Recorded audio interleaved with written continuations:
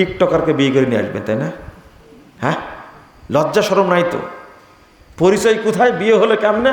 ফেসবুকে পরিচয়। এই হারাম খোরের সাথে বিয়ে হয় কোনো দিন? হ্যাঁ, ফেসবুকে পরিচয়।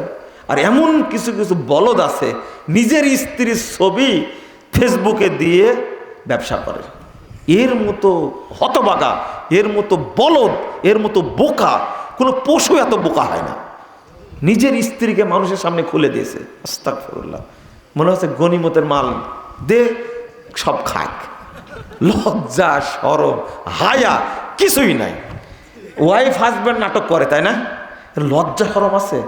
এদের উপরে আল্লাহর গজব, এদের উপরে ফেরেশতাদের গজব, এদের উপরে সমস্ত মুমিন বান্দার গজব। এই শোনেন, আমি গজব দেব কেন? আল্লাহ নবী বলছেন ইলআনুহুন্না ফাইন্নাহুন্না মালুনা, এরা হলো অভিশপ্ত, তোমরা এদের উপরে অভিশাপ দাও। বলেন আমিন, বলেন। যারা ন্যাংটা হয়ে ঘুরে নাটক সিনেমা করে, আল্লাহ তুমি তাদেরকে ধ্বংস করো। বলেন আমিন, বলেন। ওরা দেশটাকে বেশ্যালয় বানা দিছে। পহেলা বৈশাখে সব ন্যাংটা হয়ে গেছে, নাউজুবিল্লাহ, ছাত্র ছাত্রী।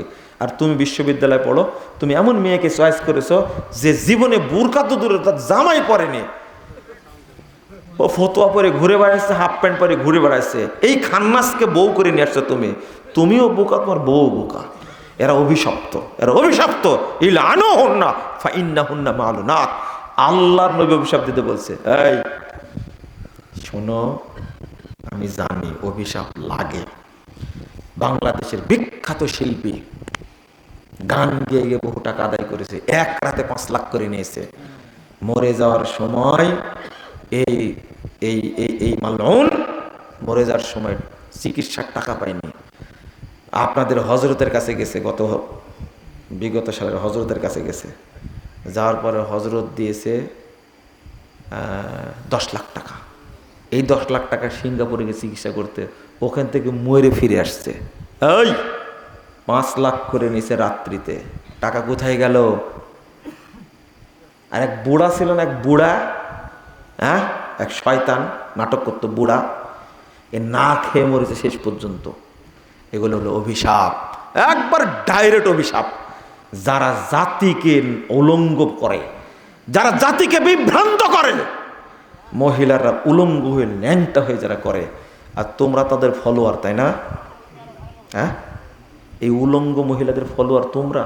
হ্যাঁ, এই ব্যাকুব, মানুষ হলো 18 কোটি, ওর 25 কোটি ফলোয়ার কি করে হলো? এই ব্যাকুব, তুমি তার ফলোয়ার? মনে বুঝেননি আপনারা নাকি?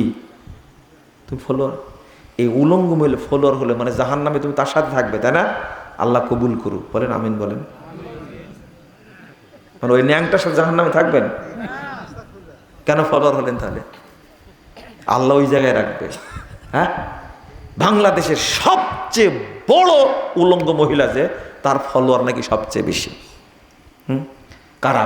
আপনারা সবাই। সি সি আস্তাগফিরুল্লাহ, জাহান্নামের শিখণ্ড হবেন। বদদুয়া আল্লাহর পক্ষ থেকে, আল্লাহ তুমি এই উলঙ্গদের তুমি ধ্বংস করে দাও। বলেন আমিন, বলেন। যদি আমিন বলতে না চান কিন্তু, তাহলে আপনার উপরে পড়বে আমিন।